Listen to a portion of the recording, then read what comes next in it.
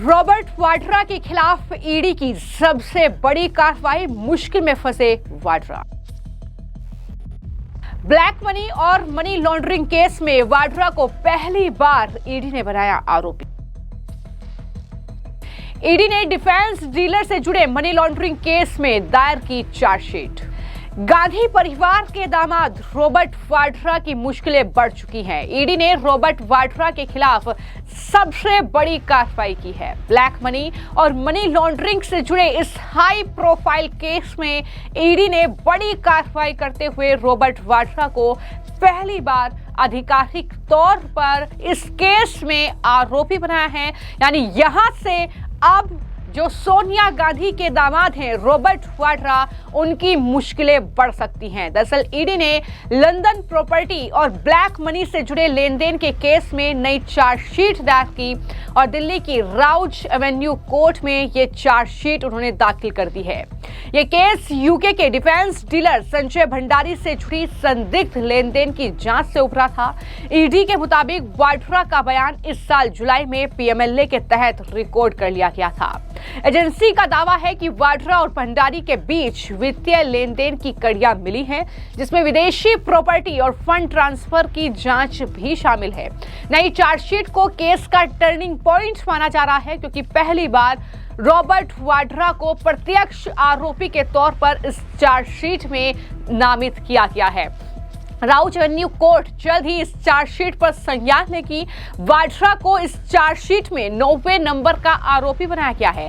इस केस पर कोर्ट 6 दिसंबर को अब विचार करेगी और माना जा रहा है कि आने वाले दिनों में इस हाई प्रोफाइल केस में राजनीतिक तापमान और ज्यादा बढ़ सकता है।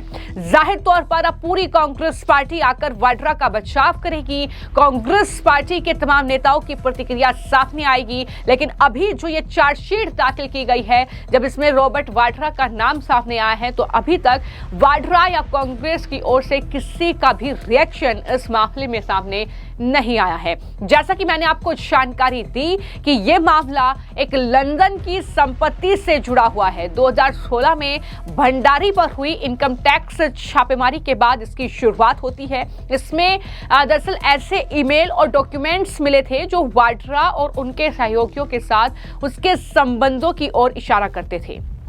इन तमाम जो सामग्री थी, जो दस्तावेज मिले, उस पर लंदन स्थित एक संपत्ति के रिनोवेशन का जिक्र था, जिसके बारे में माना जाता है कि वो संजय भंडारी की ही थी। जांचकर्ताओं का दावा है कि संपत्ति का रिनोवेशन रॉबर्ट वाड्रा के निर्देशों और उनसे जुड़े बिचौलियों के जरिए किया गया था। तो कुछ इस तरीके का ये पूरा मामला है और अब सवाल उठता है कि आखिर संजय भंडारी, जिनका नाम बार बार सामने आ रहा है, आखिर वो कौन है। तो इस पूरे केस का जो केंद्र है, कहीं ना कहीं वो एक नाम के इर्द गिर्द है।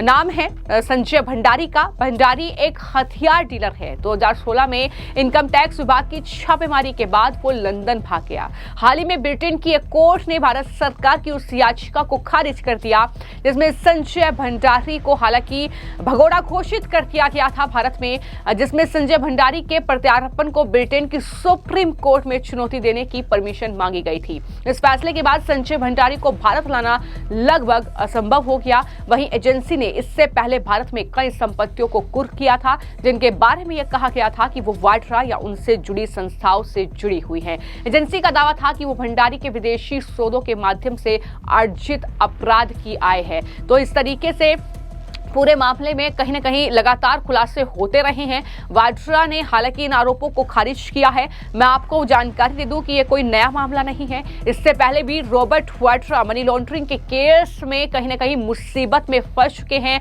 हरियाणा में संपत्ति से जुड़ा वो पूरा विवाद था, जिसको लेकर रॉबर्ट वाड्रा पहले ही मुश्किल में है, लेकिन अब ये एक नया मामला, जिसमें ईडी ने बड़ा एक्शन लेते हुए रॉबर्ट वाड्रा की मुश्किलें बढ़ा दी हैं।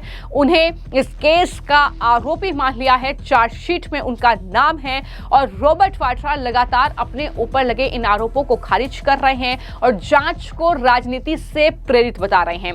हाल ही में जब बिहार में चुनाव चल रहे थे, तो उस वक्त भी रॉबर्ट वाड्रा ने यह कहा कि जब जब चुनाव होते हैं, मुझे और मेरे नाम को आगे किया जाता है, मुझ पर इस तरीके के आरोप लगाए जाते हैं। क्या कहा था उस वक्त, जरा सुनिए। मुश्किल टाइम में भी देखा है कि जिस तरीके से बेबुनियाद इल्ज़ाम लगा के बीजेपी की सरकार ने एजेंसियों का दुरुपयोग किया और मेरे ऊपर वार किया, तो उन्होंने अपना देखा कि मुश्किल का दौर था पिछले 10 साल में, तो उन्होंने दोनों तरफ देखा राजनीति का और ज़रूर सीखा है।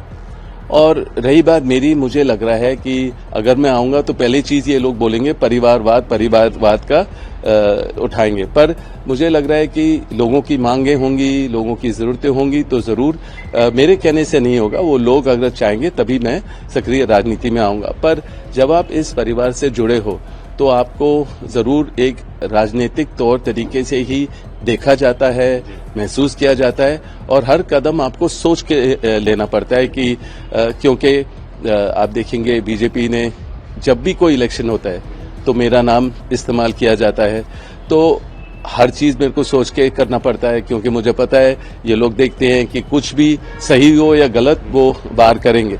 तो पर मैं अपने धार्मिक दौरे के द्वारा, सेवा के द्वारा बहुत बड़े तादाद में पूरे देश के लोगों से मिलता हूं। जो भी मुश्किलें हैं वो मैं उनको मेहनत करता हूं, जो भी उनका समाधान ढूंढ सकता हूं मैं ढूंढता हूं। पर हाँ, लोगों को लगता है कि बड़े पैमाने पे अगर मैं राजनीति में हूंगा और अगर मैं पार्लियामेंट में हूंगा तो मैं उनकी बातें और बुलंद कर पाऊंगा। पर देखेंगे आगे क्या होता है। अभी प्रियंका है, उनको मैं मदद करता हूं, बातें करता हूं और जो ग्राउंड पे हो रहा है उनको समझाता हूं और बताता हूं। तो परिवार में ही है सब। राहुल जी से भी डिस्कस होता है राजनीति को लेकर के, क्या करना है और कैसे करना है? तो राहुल जी के साथ हम लोग स्पोर्ट में ज्यादा ध्यान देते हैं।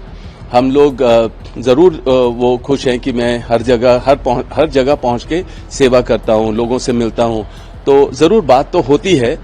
पर मुझे लग रहा है वो अभी आंदोलन में है कि जो यहाँ देश में हो रहा है, हमारी जो डेमोक्रेसी को बचाने के लिए जो उन्होंने अपने पुरखों से सीखा, देखा कि कितनी मेहनत करी और अपने प्यारों को खोया भी उन्होंने, अपने पिताजी को, अपनी दादी को। तो मैं यही बोलूंगा कि वो जरूर जैसे आज भी वो लोगों के साथ होंगे।